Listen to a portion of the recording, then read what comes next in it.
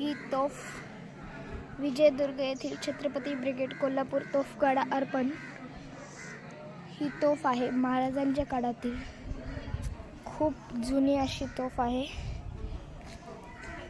तिचे आकार, सुबक नक्षीकाम तुम्ही पाहू शकता. त्याच्या चाकांचा आकार आणि प्रकार.